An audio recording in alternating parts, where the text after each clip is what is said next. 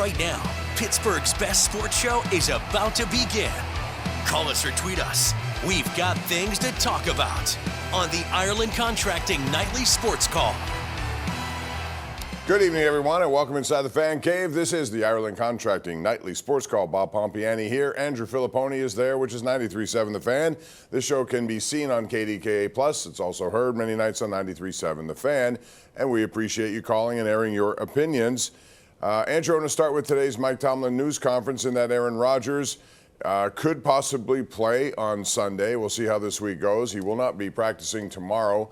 I think by Friday or the weekend, they'll have some clarity on this, but it looks like he wants to play at a place where he's been very good. He's kind of dominated those Chicago Bears teams when he was playing in Green Bay to the point where he would use the term, "I own you."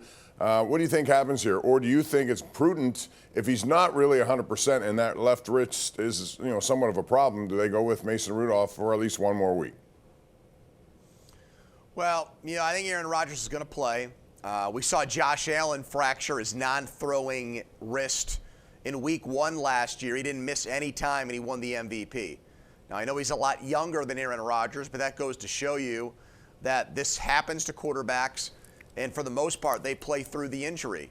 I would assume he's going to probably be in the shotgun more, but he's already in the shotgun a lot, 66% of the time. That's 2 out of every 3 plays the Steelers are not under center. And it's not like they're losing the play action part of their offense because they barely run play action, 5th lowest rate in the NFL. So I say all of that to say this, Bob. Mike Tomlin did say at his press conference today that Rodgers already went to him and said, "I really want to play in this game. I don't want to miss any time." And when you factor that in as well, I think as long as Aaron Rodgers on Friday looks like he has a hand that isn't completely weak, isn't completely compromise, isn't something where he's basically playing with one hand for the game, if that can help him protect the football even a little bit, I think Mike Tomlin trusts him as a veteran, the pain tolerance, etc., and I think he plays. But you know what? I trust Mason Rudolph. I really do. Every time he goes out there and plays in the regular season for the Steelers the last 2 years, he's done well, really well, actually. So I think he's probably right now one of the best backups in the NFL. And I don't see much drop-off from one guy to the next. No, especially now. I think he's second tour of duty here. You can see a different confidence level in him, more assured of how he plays.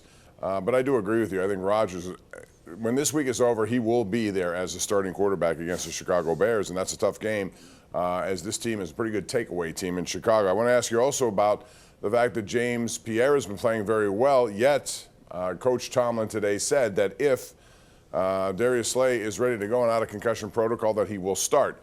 I say this not because of anything injury related. I think he has not been very good. I was a little surprised they signed him for 1 year, $10 million. Pierre, I didn't expect to come back and, once he was out of this organization, to come back and be a contributor like he was this week. So I sort of ride the hot hand there, and I would wait on Darius Slay, and especially since he's coming out of concussion protocol. Yeah, I subscribe to if it ain't broke, don't fix it. And James Pierre, I think, has made the Steelers' secondary better these last couple of games. Now, if he falls off and if he starts to play like the guy that for the most part has been a career special teams guy, well, okay, then you've got a veteran corner waiting behind him. But right now, I think he's given that defense a shot in the arm, and I wouldn't want to mess with that. I don't understand why there's deference to a guy, even when he's hurt. I do think you can lose a job because of injury. Kenny Pickett lost his job because of injury, Bob. Mason Rudolph went in and kept the job for a playoff game. Kenny didn't get it back, even though he thought he would. Right. So, to me, it's about performance-based meritocracy. The guys that play well continue to play, and when you compare the two this year, I don't think there is any comparison. Pierre's been much better than Slay. Got a tweet here, and you can hit us up on Twitter at KDPomp, at the Pony Express. Bob S76 says, "Do you think the Steelers now regret moving on from George Pickens?"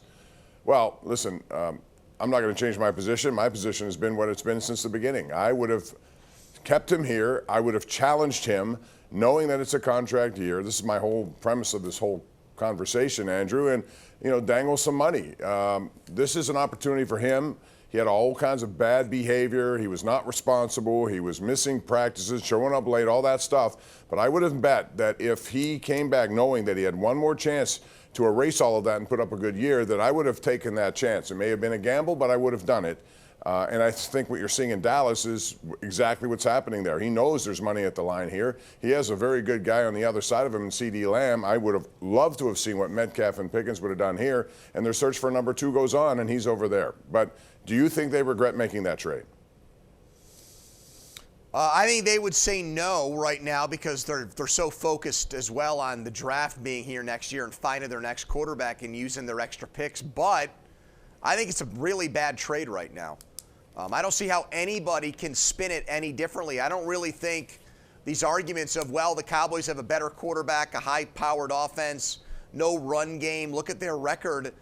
I still don't think it justifies what went on here. You got a third-round pick that didn't even help this year's team, and you gave up the guy right now that's number 2 in the NFL in receiving yards.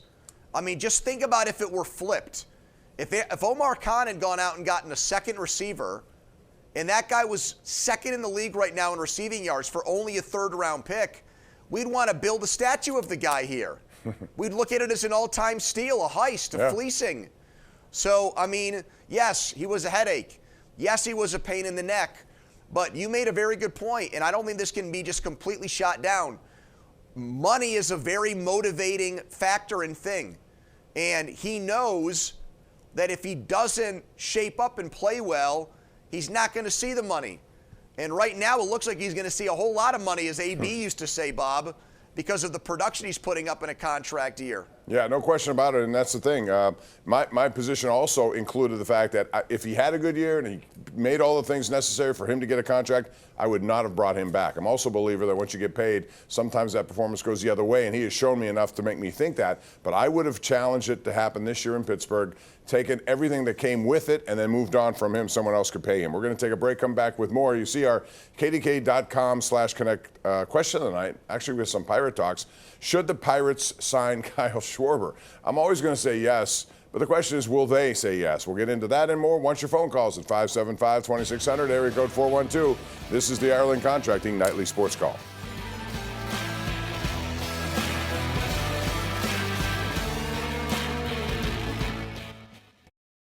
Welcome back. This is our Xfinity tweet of the night from Yahoo Sports. George Pickens' production this season has been unreal.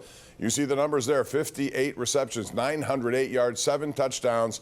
The Cowboys are getting what they traded for. He is number 2 in the NFL behind only Jackson Smith and Jigma for yards. He is also tied for second with 7 touchdowns.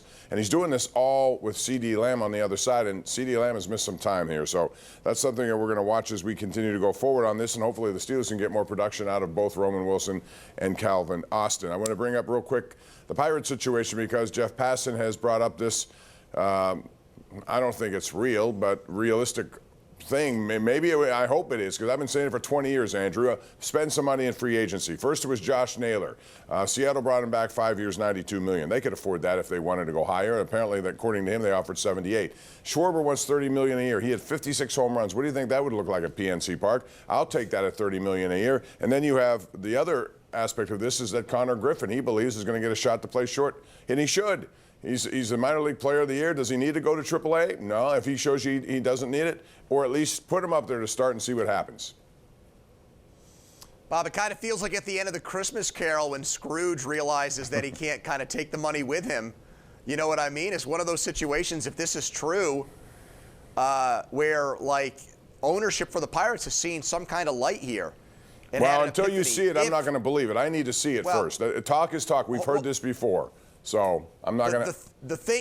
The thing that surprised me about this, everything surprised me about this report, but the thing that surprised me the most was just how strongly Passan said, not I think they're going to spend money, not they might, not they could.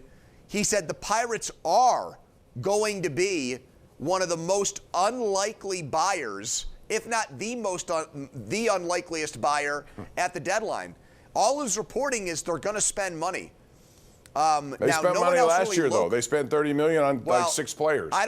No doubt. And you know Passon, he's been a very vocal critic. He has buried Pirates ownership on ESPN a lot and in his writing over the last couple of years. So for him to report these things, I have to give it some credence, because I think he would vet it and look at it like, okay, this is just a joke. This is propaganda. This is spin. This is, them trying to get a narrative out there.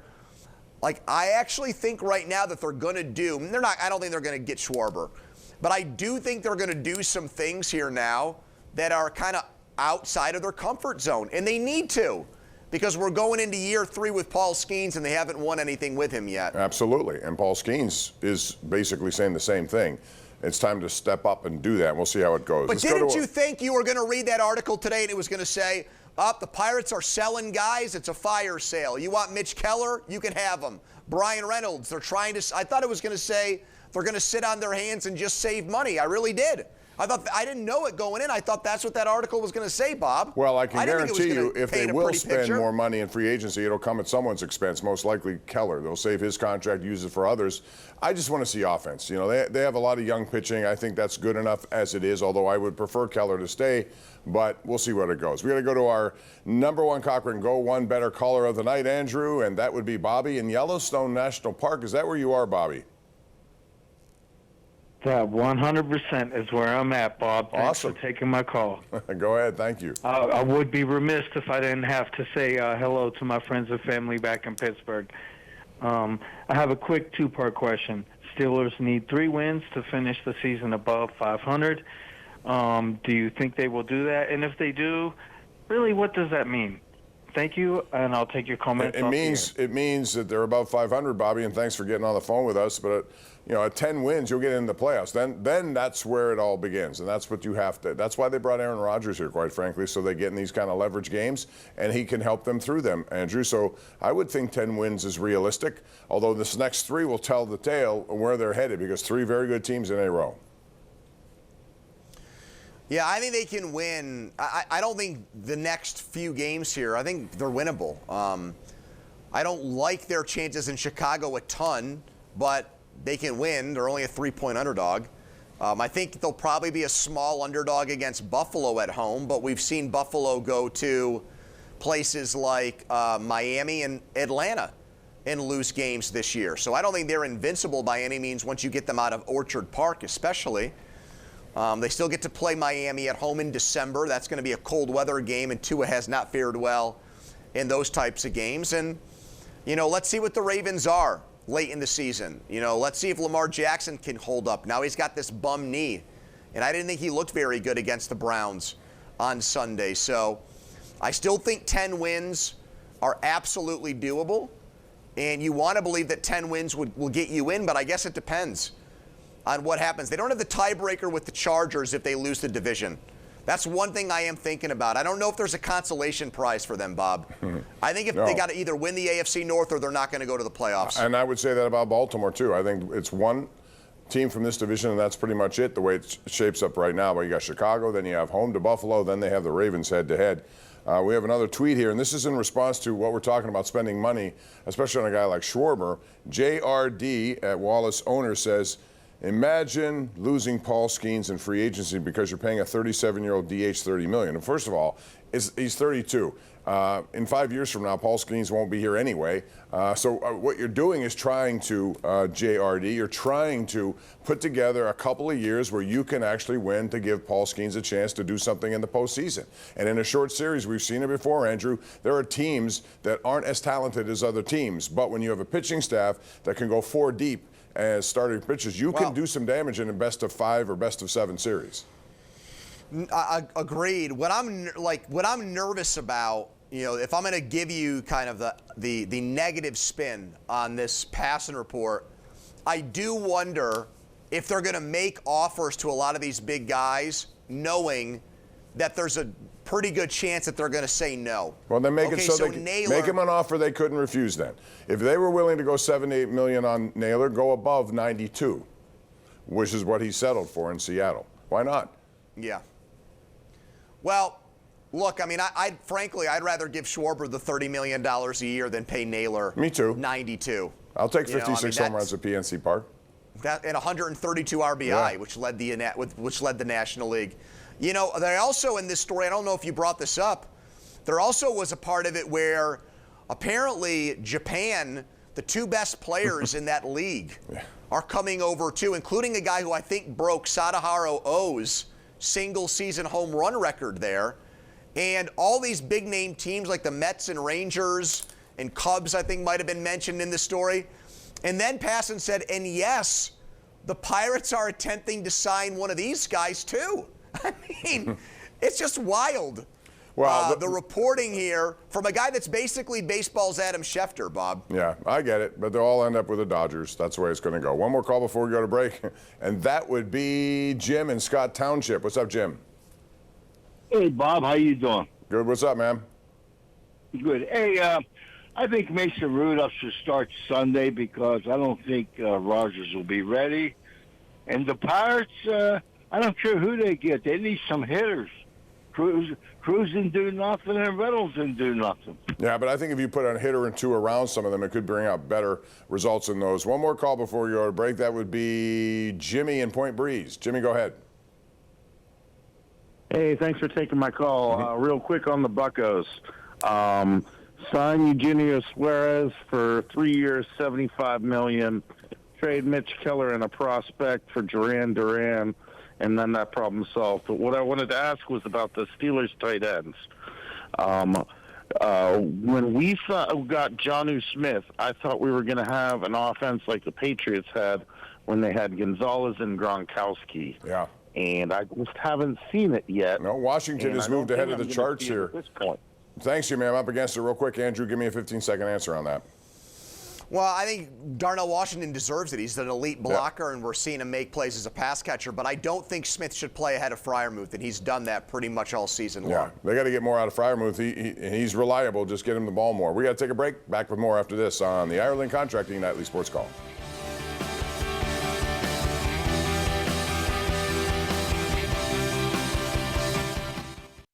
All right, real quick, rankings came out. College football playoff, Andrew. Pitt is out of it. As far as the top 25, number 19. Well, that's where you find one of the ACC teams. Number 16 is Georgia Tech. Number 13, Miami. Then, the bottom line is Pitt, the only way they can do this is to win the ACC championship game now. And the only way for Miami to get in, I think it's more realistic to get at large for them. Bob, I'm going to make a prediction. You know I love those right now on this show. I think Pitt's going to go to Atlanta on Saturday and beat Georgia Tech. Spoil their party because they need that win very badly. Interesting. You think Miami will get in as at large, or any team from the Big East as an at large? I think I told you this. Miami's got a great case because they beat Notre Dame head-to-head.